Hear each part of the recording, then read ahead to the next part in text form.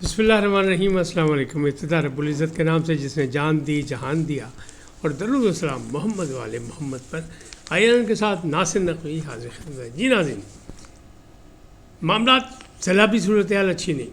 اور بھی ہفتہ 10 دن یہی صورتحال رہے گی، لیکن اس سیلابی دور میں پاکستان کے لیے خوشخبریاں۔ پاکستان دنیا میں اہم ترین، ساری کہانی آپ کو بتاؤں گا۔ علیمہ خان سے سوال کیوں کیا، صحافی کو دھمکی، اور مراد علی شاہ کی کیا چھٹی ہونے والی ہے، ان تمام باتوں سے آپ کو آگاہ کروں گا۔ لیکن پہلے آپ سے گزارش کا ان کو سبسکرائب کریں، لائک کریں، گھنٹی کا بٹن دبانا نہ بھولیں، بلکہ اپنی قیمتی رائے کا اظہار بھی اپنی شخصیت کے مطابق کریں۔ جی ناظرین، پہلی بات کہ یہ مراد علی شاہ کی چھٹی کہاں سے آ گئی اچانک؟ سننے میں تو یہ آ رہا تھا کہ خیبر پختونخوا کے وزیر اعلیٰ کے دن گنے جا چکے ہیں، وہ جا رہے ہیں، لیکن اچانک یہ خبر کہاں سے آئی؟ یہ خبر یہاں سے آئی کہ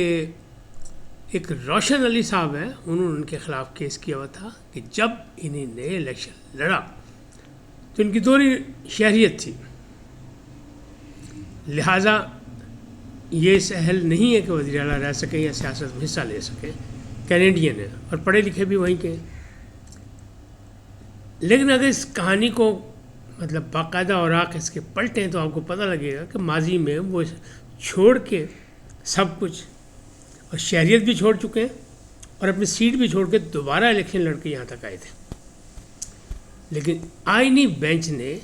روشن علی کو باقاعدہ ایک چٹھی بھیجی ہے کہ جناب آپ کا پرانا کیس جو وہ زندہ ہو گیا،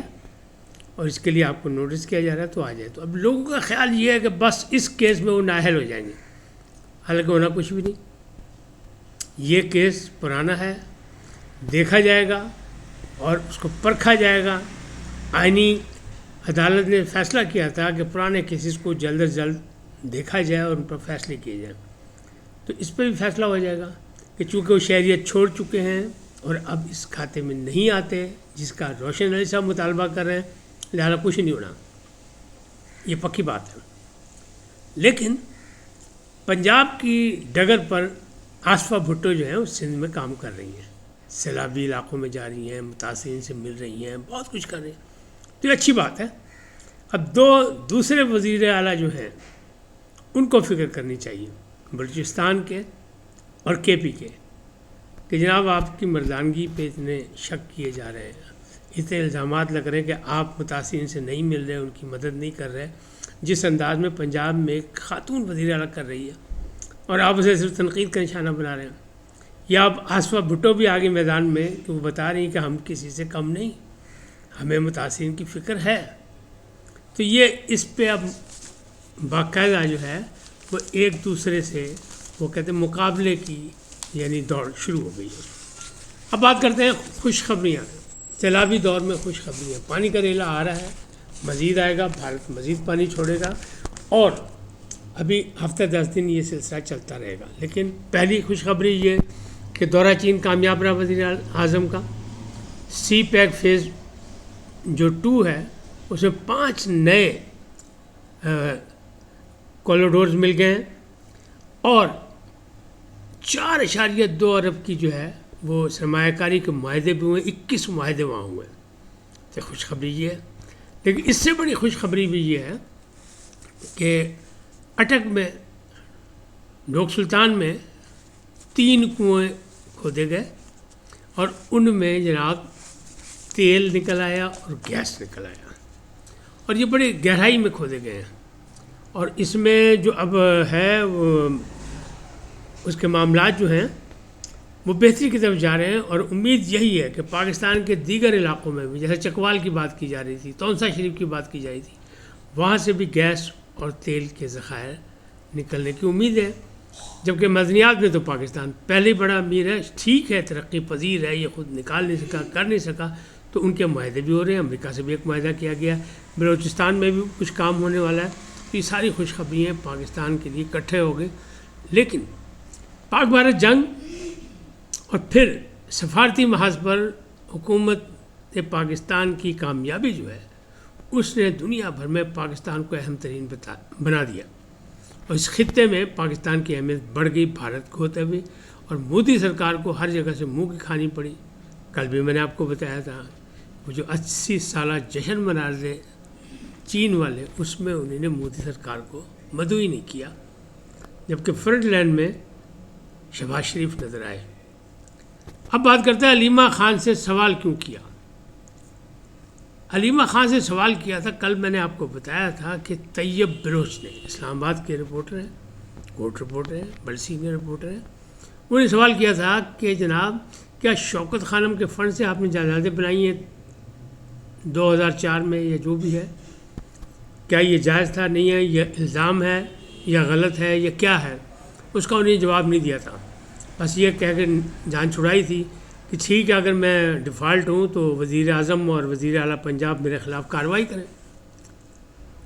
لیکن اب وہ اور ماشاءاللہ چونکہ ان کے دونوں بیٹوں کی ضمانتیں ہو گئی ہیں، رہائی ہو گئی ہے، لوگ اس پہ نشان لگا کے بیٹھے ہوئے ہیں کہ نہیں یہ مکا ہے، کہیں پکڑے بھی گئے اور رہا بھی ہو گیا، اور یہ کیا ہے صرف دکھاوا ہے، ڈرامہ کیا گیا ہے، تو کہیں سے تارے مل رہی ہیں۔ لیکن قیدی کی رہائی پر خوش ہونا چاہیے، چاہے کسی کا بھی ہو، اللہ کسی کو قید نہ کرے۔ شیر شاہ بھی رہا ہو گئے، شاہریز پہلے رہا ہو گئے تھے، تو یہ ساری چیزیں کچھ لوگ کہہ رہے ہیں کہ یہ مکا ہے علیمہ خان کا، اور علیمہ خان جو ہے وہ سیاست میں آنا چاہتی ہیں، لوگوں کو بھی لانا چاہتی ہیں، تو یہ کوئی خاص تربیتی پروگرام چل رہا ہے۔ آئندہ کہیں نہ کہیں تقاریر میں کہیں گے ہمارے بچے پکڑے گئے، ہمارے بچے قید کاٹ کے آئے ہیں، ہمارے بچے عدالت سے فتح یاب ہو کے آئے ہیں، تو ظاہر ہے مطلب پھر شخصیت کا وزن تو بڑھتا ہے نا، تو یہ ایسا ہے۔ لیکن طیب بلوچ نے جو سوال کیا تھا وہ آج پھر دہرا دیا۔ علیمہ خان پھر ناراض ہو گئی، انہوں نے کوئی جواب نہیں دیا، بلکہ ان کے ساتھی جو تھے ان کو دھکے دیتی رہیں، عورتیں دھکے دیتی رہیں طیب بلوچ کو کہ پیچھے ہٹو، کیا کر رہے ہو۔ اور نورین خان کا ایک یہ بھی پیغام پتہ لگا، ذرائع کا دعویٰ ہے کہ انہیں نے کسی طرح اشارہ کیا کہ اینو سے پڑھو، اس کو تو دیکھو ایک ہی کرتا ہے، تو دوسری دفعہ ہوگی اس کی۔ اب طیب بلوچ کا کہنا یہ ہے کہ اس ایک سوال پر مجھے ٹرولنگ ہو رہی ہے، میرے خاندان کو مجھے دھمکیاں دی جا رہی ہیں جان سے مار دینے کی،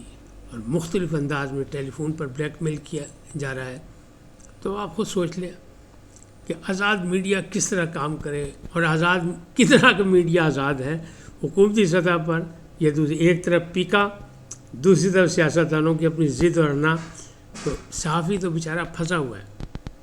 بس صرف ڈیوٹیفل صحافی جو ہے وہ کامیاب ہے، باقی سب ایسے ہی ہے۔ اب بات کرتے ہیں ایک اور، جو آئینی بحران ہے وہ ابھی تک ختم نہیں ہوا، لیکن اطہر من اللہ نے کراچی بار میں جا کے خطاب کر دیا اور عدالت کو بھی تنقید کا نشانہ بنایا، اور باقی بھی۔ لیکن ان کے مخالفین یہ کہہ رہے ہیں کہ جناب آج جو نظام کو، عدالت کو تنقید کا نشانہ بنا رہے ہیں وہ صرف اس لیے کہ پی ٹی آئی کو سپورٹ کرنا چاہتے ہیں، ان کی چل نہیں رہی۔ 5 ججز نے خط لکھے تھے تو انہیں کہا تھا یہ میرے ہیں، میرے لائے ہوئے ہیں، بڑے اہم آدمی ہیں، بڑے بہادر ہیں، بڑے دلیر ہیں،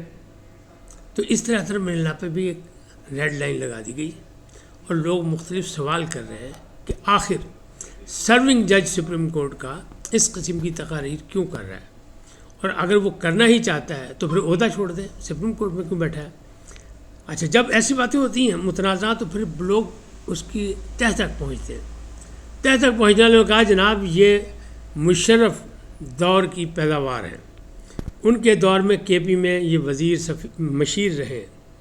آج یہ کرتے ہیں جمہوریت کی باتیں، آج یہ باتیں کر رہے ہیں عدالت کی باتیں، آج یہ سب کچھ۔ عدالت میں جب تھے جب بھی انہوں نے 5 ججز کا بھی یہ کہا، اور پھر ایک اور پہ الزام ہے کہ دواخانہ فیض عالم یعنی حکیم فیض حمید صاحب کے زیر نگرانی ان کی ترقی ہوئی تھی، اور یہ اسلام آباد ہائی کورٹ کے شوکت صدیقی کی فراغت کے بعد چیف جسٹس بنے تھے۔ اگر فیض حمید کا دواخانہ جو ہے وہ جاری نہ ہوتا، فیض اس میں جاری نہ ملتا لوگوں کو، تو یہ چیف جسٹس نہیں بن سکتے۔ اب جب آپ متنازع باتیں کریں گے تو چاہے آپ کسی منصب پہ بھی بیٹھو، پھر تنقید کا نشانہ تو بنیں گے، کیونکہ چاہنے والے بھی ہوں گے، مخالفین بھی ہوں گے۔ تو ایسی نشستوں پہ بیٹھ کے، ایسے منصب پہ بیٹھ کے انسان کو اپنی شخصیت کی فکر کرنی چاہیے اور دیکھنا چاہیے کہ اس منصب کی ذمہ داری کیا ہے، اور پھر فیصلہ کرنا چاہیے کہ کیا اس کے ساتھ چلنا ہے یا اس سے باہر چلنا ہے۔ تو یہی سوال و جواب جو ہے اس وقت اطہر من اللہ کے حوالے سے کیے جا رہے ہیں کہ جناب آپ بھی موقع پرست ہیں، آپ بھی عامریت کی پیداوار ہیں، آپ بھی اب من مرضی کے سودے کرنا چاہتے ہیں، آئین کی پاسداری آپ بھی نہیں کر رہے، حلف کی پاسداری آپ بھی نہیں کر رہے۔ اگر حلف کی پاسداری کر رہے ہوتے تو اس قسم کی عدالتوں کے خلاف آپ تقریر کہیں نہیں کر سکتے۔ یہ دوسری بار میں آپ نے خطاب کیا اور متنازع خطاب کیا۔ اس وقت تک اتنا ہی، پھر ملیں گے نئے موضوع کے ساتھ۔ جلد جاتے آپ سے درخواست آئی ہے ان کو سبسکرائب کریں، لائک کریں، گھنٹی کا بٹن دبانا نہ بھولیں،